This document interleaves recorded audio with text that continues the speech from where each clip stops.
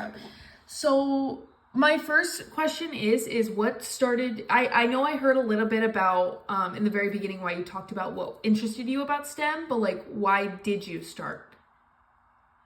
Okay, so the real honest truth here is that when I was 6, there was a Reading Rainbow episode on Kilauea erupting, and it was literally mind-blowing. And so LeVar Burton was standing there in front of this fire fountain that was absolutely spectacular. And I kind of went, I want to do that.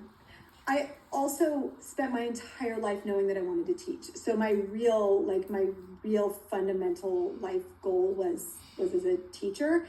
And the way this happened is that I had a full scholarship for undergraduate. And so I was kind of trying to figure out what I should do to sort of maximize the use of it.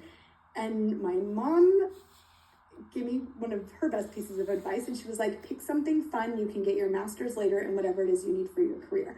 But she was very generously like, you earned the scholarship, enjoy your 4 years. Right. And so I went, that's it, it's volcanoes. So I that was kind of how I got started in STEM, like officially, truly, was that I have my bachelor's in geology.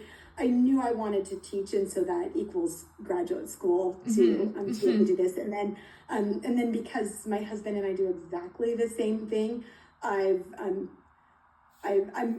what we consider the trailing spouse of the two. So we decided his job would be the more important one, and so I have my master's in teaching, so that way there's a little bit more versatility for me in terms of a career. But this is, as I've told you guys, this is my dream job. I'm getting to teach about a subject I love to a wonderful group of humans, and it is really fun. In addition, generally for STEM, I love the natural world. Like, I just love being outside. I've always loved being outside. And so geology for me was perfect because you spend a ton of time outside, hiking, looking, observing, and that very much appeals to me. Perfect. What like do you entirely enjoy about STEM? Like, what's your favorite part? Like, what are good parts of it? Okay, so I love learning. I love learning new things. And I feel like with STEM, particularly in the sciences, as I've said over and over again in class, like there is no certainty because you always have to be open-minded and questioning.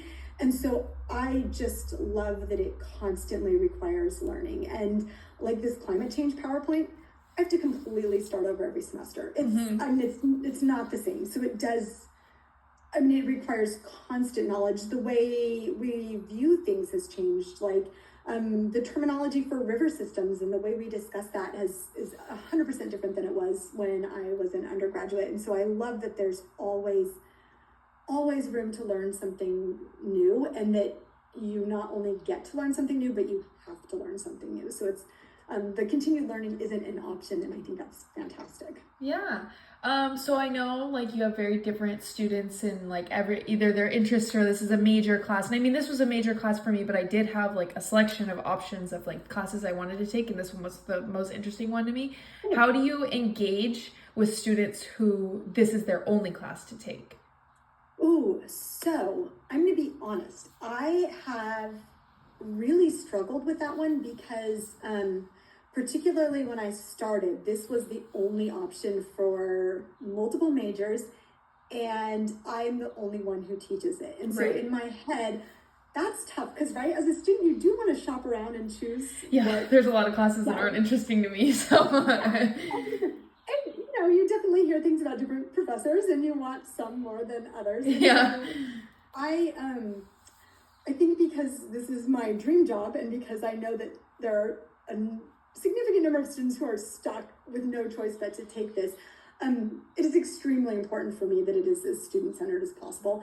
And so I'm just constantly, again, seeking feedback and trying to tinker with it. And like my evaluations are really useful because people have said they like the guided learning. So I was like, okay, great, we keep the guided learnings. And I like the guided learnings because I have the ability to manipulate it as well.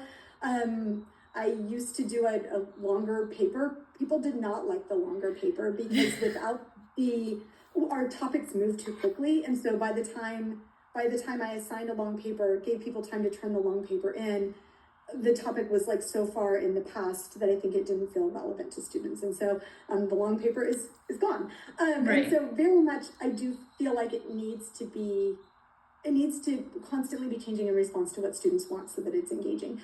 That is my main goal. And did I just answer your question? Yeah, you answered it. You answered it in like how you engage with the students. Yeah. What were like challenges of you pursuing STEM? Like your job? Like what was a hardship of you pursuing your own job? So I was extremely lucky in that, again, my mom was like, do it for fun. And if it doesn't work out, it doesn't matter. And so it was really, really, I think particularly as a female, I had probably one of the easiest paths anyone has ever had. My mom also, she has her degree in oceanography from the University of Washington, and she was one of 4 females out of hundreds. And so, so even though women in geology are still not super common, I definitely always knew that it could be done. Yeah. Looking back on it, I'm a little bit more aware of how much there is still issues in terms of the way people view things. At the time, I had my blinders on and I was like, nope, I'm doing this, and that's not gonna. And so with previous interview, I was discussing that I maybe wish I would have been a little bit more in tune to those incidences so that I could be a little bit more helpful to students who experience the same sort of thing. But I chose to believe that there was no discrimination, and so I very determinedly just ignored anything out of the ordinary. And so again, for me, it was fantastic. I do feel like sometimes it means that I'm not as conversational with students about those potential barriers as I might have been if I would have been a little more aware of it. Right. Yeah, I understand that. Have you noticed changes though in the STEM field? Like with people with careers, with people enjoying the career, like have you noticed more people join? Have you noticed people leave? So I think honestly, a lot of our problems require science.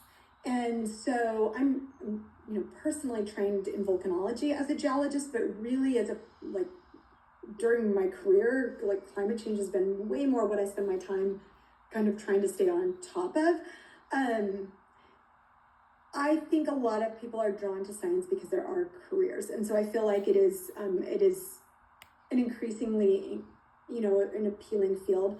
I feel like earth science in particular is really accessible. And so that's kind of going back to your other questions about what I do. I think I'm really lucky because I feel like earth science is a super fun topic. Like it is more approachable than other sciences sometimes because it's so hands-on and because we can literally look outside and see it happening. And so particularly with earth science, the number of people going into the field has definitely, I feel like, increased, and the diversity in the field has increased. Not saying there aren't still issues. Yeah. But I also think that we really need the diversity because any background anyone brings informs their thought processes in such a way that you're approaching things differently. And so it's, I think, more critical than ever that we engage anyone who wants to be engaged in STEM, because we do have problems that need to be solved, and the more minds and the more diversity of those backgrounds coming towards a problem, the better the chance for a solution. Right. What advice would you give someone going into specifically not only the STEM field, but STEM teaching? Oh, I mean, fundamentally believe in yourself, that it's just, it is such a fun profession. And honestly, STEM, we're all born scientists, right? Born scientists. Humans are innately curious and engaged and want to know things.